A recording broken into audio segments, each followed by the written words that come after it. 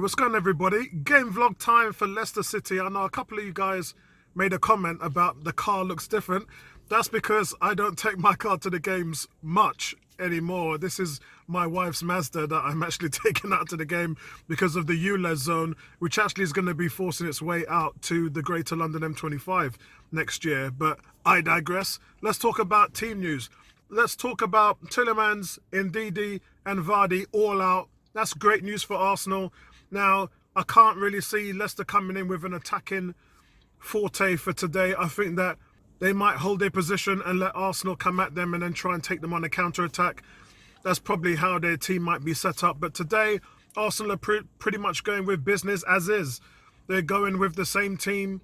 It's Suarez, right back. It's Gabriel and White, Kieran Tierney, left back, Ramsdale. The bookends in the middle is Xhaka and Partey.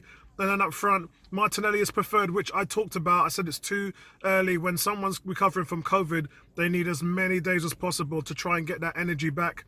So I think it's the right thing to do. We've got Liverpool midweek. Let's give him another 72 hours and look at Smith Rowe then. It's just, for me, it's just too early. And that's why I said Martinelli should be starting on the left. And rightly so.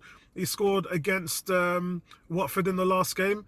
And I think that because of that, he should be starting in this game. It might lead on to something new. Who knows? So, overall, you've got Lacazette in the middle.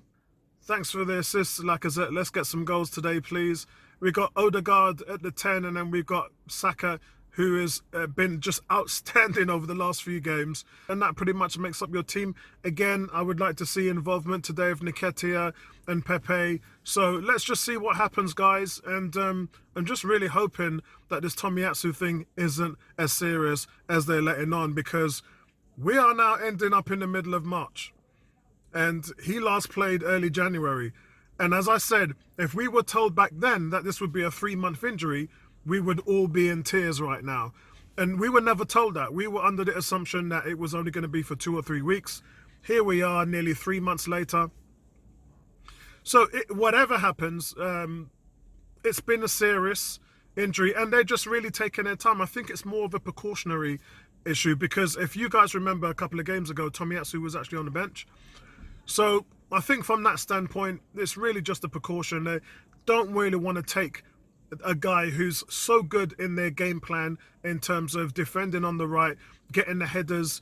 When the ball gets played out by Ramsdale, it does head over to his side. And Tomiyasu tries to head on the ball, which would help Saka submit an attack. That is part of the game plan. Defending corners as well and set pieces. It's not something Suarez excels at, but one might say he's average at it. But Tomiyasu is just a boss. To me, I've not seen any right back play at the level of Tomiyasu this season. So, you know, that's just my opinion. I'm an Arsenal fan. Some might have different opinions. But you show me a right back that has been more adept in defense and attack as Tomiyasu. So I'm going to leave it there, guys. Catch up with you guys at halftime. I'm still going with my home win prediction. So let's see what happens. And I'll catch up with you guys soon.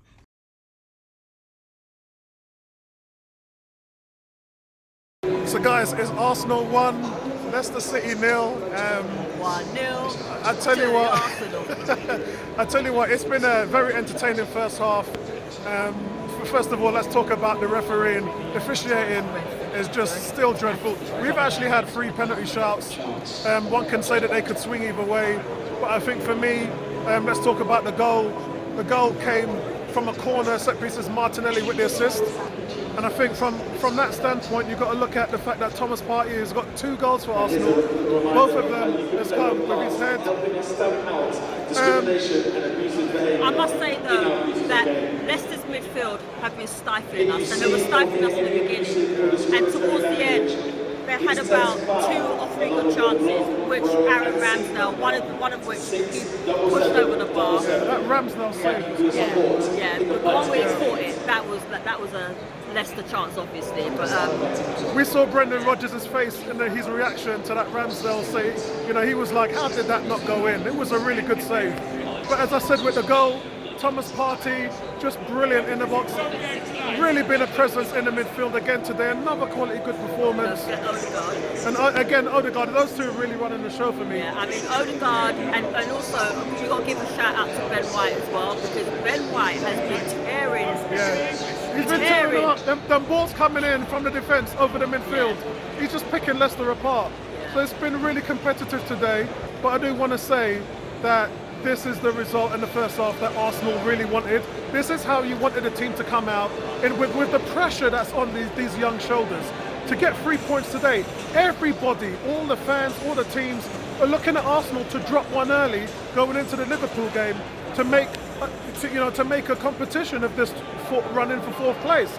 And they're not doing that. Arsenal's coming in and saying, look, we're going to play our game, we're not afraid of anybody, and we want 3 points today. And when you look at them, they're a point ahead of Man United with 3 games in hand. They're ahead of 6 points ahead of Spurs with a game in hand. And it's just ridiculous the way how Arsenal are running away with this at the moment.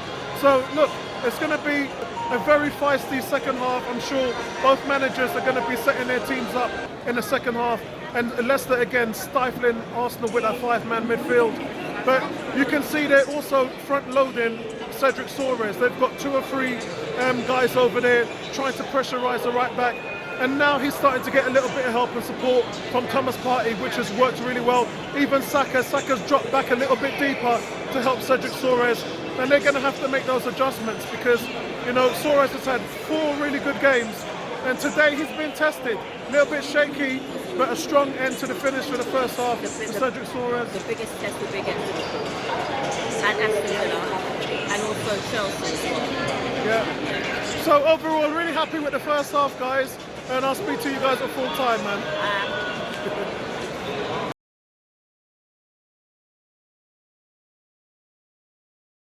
Hey guys, how you doing? It's Arsenal 2, Leicester 0. Really, really good result for the Gunners. We are sailing, guys. We are sailing. All those naysayers, you were sitting there and you were waiting for the banana slip, weren't you? Be honest. You weren't saying nothing before today, and you was hoping that this could be the beginning of a massive slide, but it wasn't. Arsenal looked so good. Who were the names that we were talking about today? Right. Partey, he was immense in midfield. He was a linchpin, along with Odegaard. His passing, he's cutting through. Ben White's cutting through of their midfield. Ramsey, Saka's run down the flanks. They can't handle him. That's how you know. Yeah, no team can. Exactly. Name me one team. Even Man City was putting 3 players on him. You can't. I mean, it got to the point where it was like 2 against 1 where Partey was concerned because he's that strong. And that's what Gabriel, him and Ben White in central defence. Strong, composed, knows when to get in there to stop the attack. So guys, listen, the big test comes against Liverpool on Wednesday. And we've been here before, guys. Yeah. The last time we played Liverpool, we lost 4-0. And after 44 minutes, we were standing toe-to-toe with them. We made a couple of mistakes. The second goal was the big Tavares mistake. Remember that everyone talked about. He's played 8 games and hasn't had a bad game for Arsenal. Then he made the mistake which led to Liverpool's second goal, and then we capitulated after that. But for 44 minutes, Arsenal looked really good against Liverpool. Now we can get to see where we are now against them. At our home ground, where the support again here today was fantastic. Credit to the fans, as always. This is, since the Emirates opened, and I've been here as a season ticket holder, this is the best season we've had support for the team. It's just what Mikel Arteta asked for when he took over as manager. And it's really helping. At the end of the game, the players comes over, they clap the fans, the fans are screaming and chanting at the players.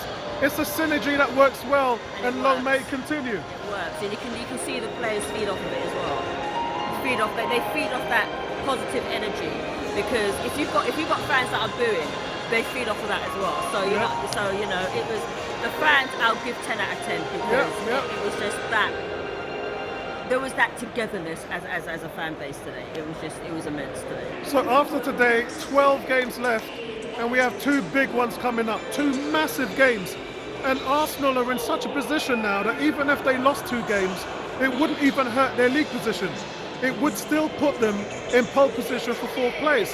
And I think that's why today was important, because it was a game that you could easily slip up and going into 2 tough games. They couldn't allow that. They were prepared, They came out with the right mindset. The shape was perfect. Tactics was on point. The players' commitment, the movement. Today, some of the football was fantastic. Some of the touches, intricate passing, the vision, it was all there for all to see. And the fans appreciate that. The little back heels, the chips from Martin Odegaard, the running through some Saka when he's beating a player, the interceptions and the ball winning from Partey, the fans react to that and the players love it. And again, another save today from Aaron Ramsdale, brilliant save. That is one of the best saves that he made. I don't know, I can't remember who it came from, but all you could see was over. And it's just like, and that's what Ramsdale has been doing for the whole of this season. Yeah. And I will say on here right now, I was wrong. I was wrong about Ramsdale. I think a lot. We all were. We all were. Relegated 2 teams. Yeah, we were all wrong. I was wrong. And the thing to take away with that is, even on those teams, Sheffield Wednesday, Bournemouth, he was their player of the season. Regardless of what happened to the team, he was voted their player of the season. So I think, I'm not sure whether that's going to happen this season, but it would be close. Thomas Partey won player of the month last month. Odegaard's been on point, has been the best player this year, regardless, bar none. And you've just got, Saka, every game now, he's putting in a quality performance. And you've just got the top players playing at their best. And the supporting cast, again, Cedric Soares today, solid game, solid. Yeah, that would be 5 games in a row now. Yeah, but the test are going to come for the next 2 games. How he matches against Sane and who's the other one? Sane. It would be Robertson, Trent Alexander, all them guys. Yeah, but also Sane as well, and then you've got Salah. That's what I'm thinking of, Salah. But this is it, guys. I mean, it's 9 wins in the last 11, and you've got nothing more to prove now than to just go in. We are no longer the best kept secret in the league. We are no longer flying under the radar. We are right now front and foremost the topic of every TV pundit, every radio and YouTuber, and all the other fans now. Or everybody is standing up and recognising what's going on here at the club. And you've got 2 people to thank for that. Edu, who brought these players in, and Arteta, who's providing the tactics and the game plans for every single match. So I'll speak to you guys later. Peace. Nice one, guys.